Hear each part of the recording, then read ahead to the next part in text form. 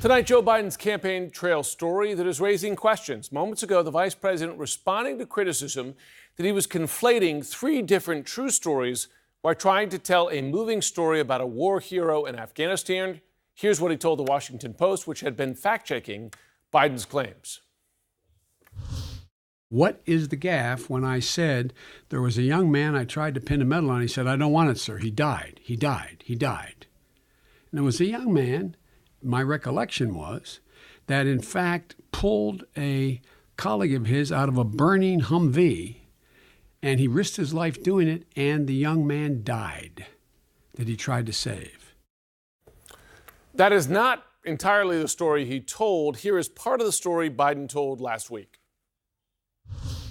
Young Navy captain, Navy, up in the mountains in the Konar Valley in Afghanistan. One of his buddies got shot, fell down a ravine about 60 feet. This guy climbed down a ravine, carried this guy up on his back under fire, and the general wanted me to pin the silver star on him. I got up there and stand and said, "God's truth, my word is a Biden." He stood at attention. I went to pin him. I said, "Sir, I don't want the damn thing. Do not pin it on me, sir. Please, sir, do not do that. He died. He died."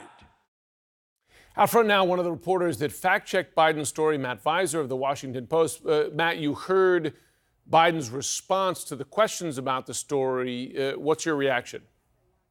Yeah, I mean, the reaction is he's emphasizing today in an interview with my colleague Jonathan Capehart the story of Chad Workman, which is a very compelling story involving an incident in Wardak province in Afghanistan that happened, at which he got a medal, a bronze medal in 2011. And the incident does occur as Biden has described it, and as Workman, who we spoke with, describes it. The problem is that that's not the story that Biden told last week. It's also not the story that he was telling in 2016 on two occasions.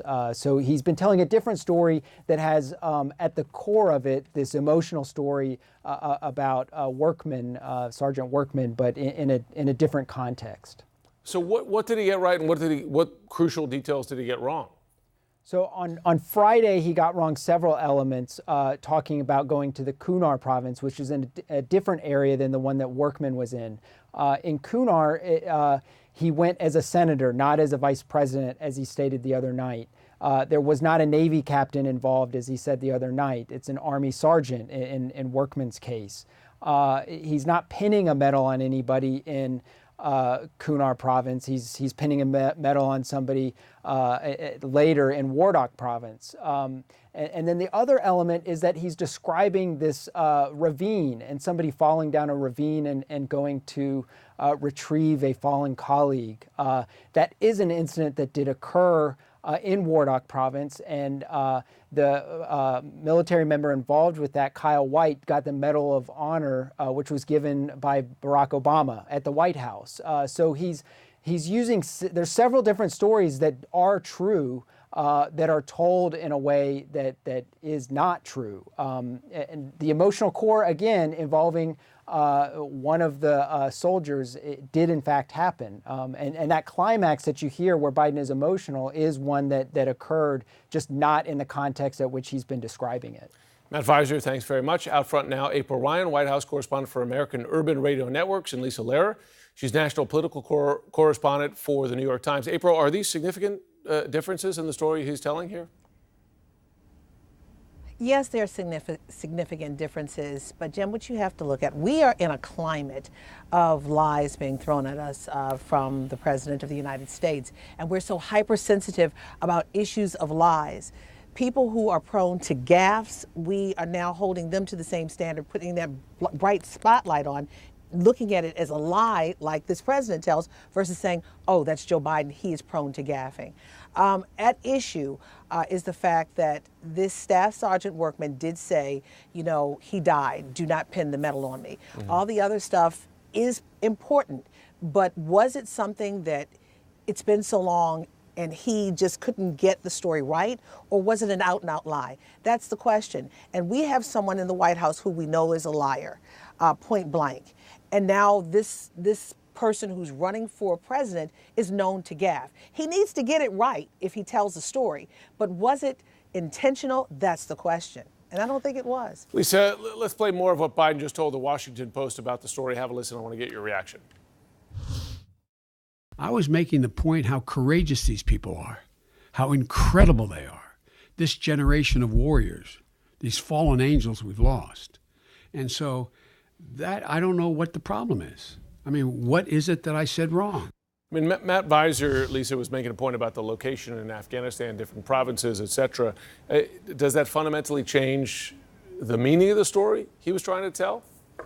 Well, I think, the emotional core is there, as Matt pointed out earlier in the show. But I think the question for Joe Biden is whether this becomes part of a larger narrative about his gaffes, and not only about his gaffes, but about his readiness and his ability to go head to head with Donald Trump. You have this very risk-adverse Democratic Party electorate that just wants to find somebody more than anything else that they feel is the strongest candidate to beat Donald Trump. And Biden has positioned himself as the most electable. And if he starts looking like a riskier choice, through getting details and stories like this wrong, through offhand comments that he would argue are misinterpreted, and just little mistakes, like last week when he was in New Hampshire and said he loved Vermont, things like that. He starts looking like someone who's more risky to Democrats. You could see this race start to turn, and there is a possibility that he could lose his commanding position in this primary. And that's really where I think the real risk comes in for him. April, to your point, though, we do have a sitting president who deliberately propagates falsehoods virtually every day. Deliberately. Have the metrics of a campaign changed? In the past, a gaffe, a mistold story might have been consequential. I mean, are the standards different now when you have someone who deliberately lies every day? Yeah, the standards are different. Everything has changed. Donald Trump is a game player who changes the whole game of spades, I declare war, whatever you want to play, or Monopoly, be it that. What happens is now we are very hypersensitive at anything anyone says because we're holding this president at such an account with fact checking. That's one of the big things. I mean, for us to watch a president deliver a speech and in real time fact check, that is saying something. We have never had to really do that before. I mean, you have pundits talking back and forth after, but to fact check during that time. We want answers, we want truth. This is saying today what's happening with Biden is that we don't want a repeat of what President Trump is doing. And that's why they're holding Joe Biden and others to this higher standard. Fact checking is always great. But, people like Joe Biden, that's one of the things that we love to love about him and love to hate about him is the fact that he is who he is. He's this guy who's like, he's real. You know me, but he's prone to gaffing. But he has to hold himself to a higher standard because we are fact checking. Lisa, I suppose before we go, just a quick thought. I mean, the question gets to sharpness for what is going to be a long and brutal presidential election campaign. Right, and I think the question that April is really posing here is whether the standard that Trump has been able to coast by on, his party, Republicans, he has sky-high approval ratings. They don't care that he lies and that he gets things wrong. The question is whether that standard applies in the Democratic Party and applies to candidates who don't have the last name Trump. And that's part of what this primary is going to test, at least when it comes to Joe Biden. And then the difference, of course, between lying versus factual errors. We're going to be watching closely. Lisa, April, great to have you on.